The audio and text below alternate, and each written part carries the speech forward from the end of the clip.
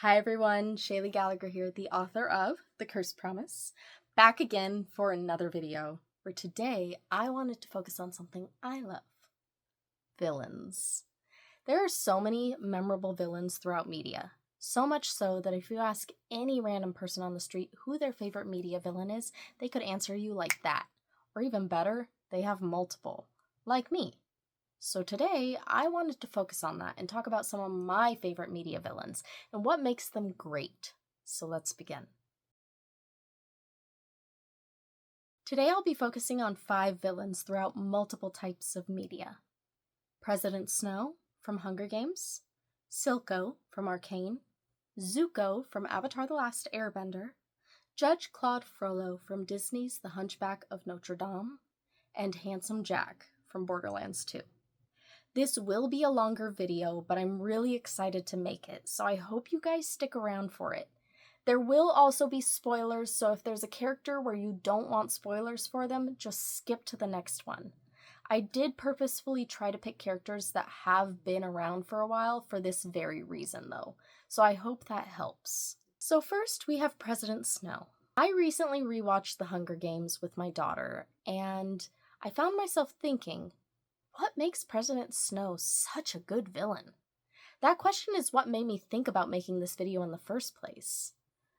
When people discuss Hunger Games, you can't speak about Katniss without also talking about President Snow. He's just as important to her story as Peeta or Prim. He's complex and charming, but also threatening.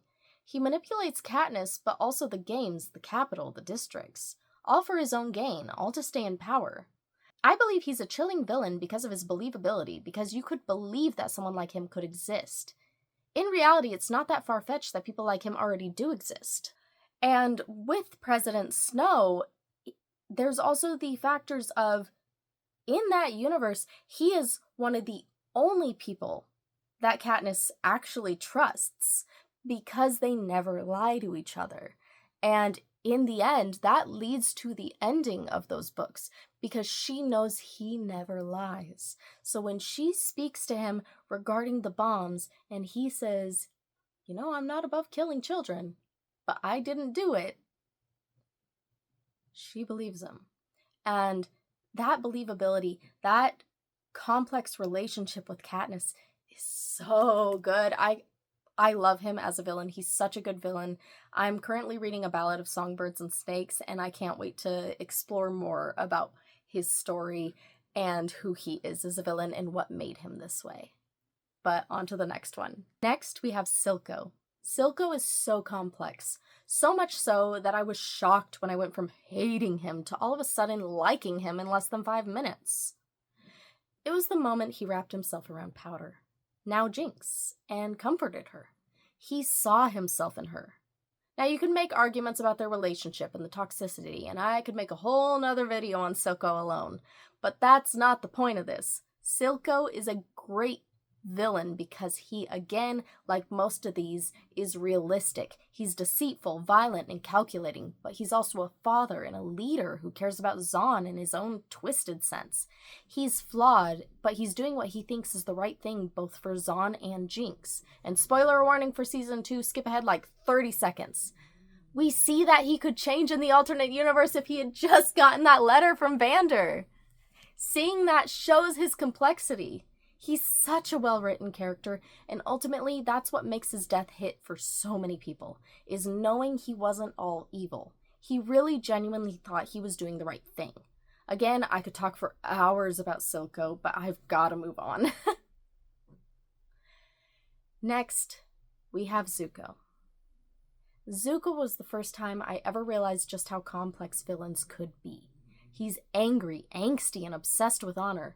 But as Aang said, he's just a teenager. He's a teenager who was scarred and banished by his own father, given an impossible goal, a goal he wants to accomplish because he just wants his family back.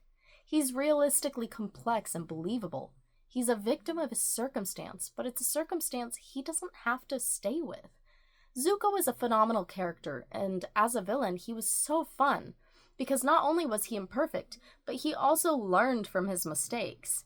So it made it so fascinating to watch him grow and watch him become a greater threat to Aang and the gang because of that growth. Now, he is the only one on this list who turns around and becomes a good guy. However, he's really only on Team Avatar for 9 episodes. Look it up. I was surprised too. I thought it was more. However, that's what makes him amazing. Is that development. It's that complexity. It's the fact that it didn't happen too quickly. It was built up. It was believable. Now again, I could talk for hours about Zuko, but I've got to move on.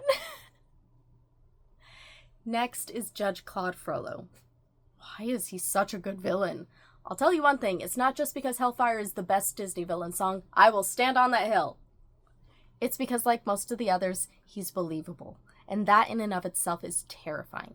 He's a deeply flawed, complex character who uses his position of power to justify his actions, which is awfully similar to President Snow. Most of his actions are believable for a character like him. His manipulation of Quasi, his objectification of Esmeralda, yet he only sees himself as pure and good, despite knowing he was going to unalive Quasi when he was a baby, knowing that he's responsible for unaliving Quasi's mother. Yet in his eyes, he's done nothing wrong.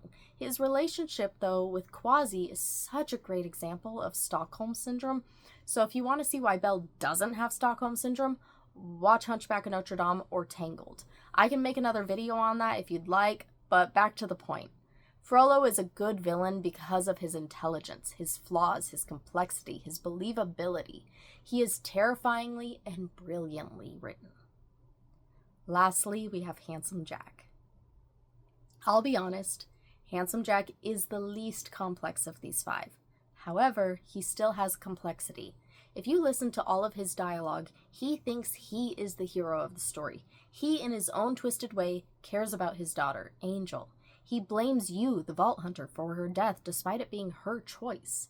He's heartbroken in his own way, yet his greed is what keeps him going. His greed is what makes him not realize that he's been awful to her.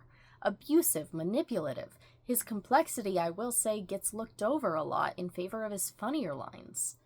Now, I will say, Borderlands 2 has the best writing, but we all know the plot holes in the Borderlands universe are many.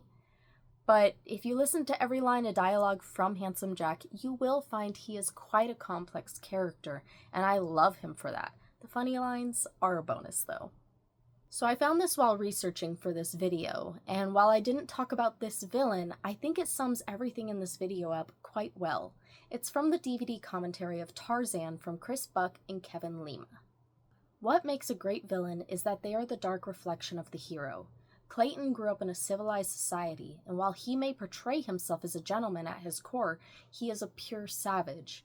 Unlike Tarzan, who actually grew up in the jungle, his policy is to just shoot and never ask questions, believing himself a real man for doing so. He shows no real compassion for life, even human life. So that's a great example. Villains are often an opposite of the hero. They're what the hero could become, or what they want to avoid becoming. So villains shouldn't be one-dimensional. It doesn't make for a fun villain. Look at any villain that is deeply loved, and you'll find that most of them are 3-dimensional. Most of them are a reflection of the hero in their story. Even in this list, there's a few. Katniss could have easily have become someone like Snow, lying, deceiving. Her morals, though, prevented that. Vi in the first act could have become Silco. She was just like Silco in the fact that she was angry, and I think that's what scared Vander the most. He saw her becoming so angry at the injustices that she was leaning towards Silco's viewpoints without considering the risks to the lives of those she loved. Aang could have easily become just as angry as Zuko. Instead, he chose to love, to forgive, something that ultimately turns Zuko to their side. Quasi, being raised by Frollo, could have grown up just as hateful. Instead, he had wonder at people's differences. He found people's uniquenesses and flaws beautiful, something Frollo didn't. And Handsome Jack? Well, that's harder, as Borderlands can be a bit random. However, I think that anyone can understand the concept of greed, of not letting greed consume you. Ultimately, villains should be believable in their goals, in their actions, in their motives, or you risk them looking like a Saturday morning cartoon villain. Give your villain a motive and a goal. Let them think that they are in the right, as all of the villains above believe that. Then, set them loose on your book. So that's all I got. I really hope you guys enjoyed watching this video as much as I enjoyed making it. I know it was a longer video and different than what I usually put out, but I've always loved analyzing things, so if it does well, I'll make more. Like and subscribe if you enjoyed this content. My debut novel, The Cursed Promise, as always, is available on Amazon or Barnes & Noble. Thank you so much from the bottom of my heart for watching, and I hope you all are having an amazing day.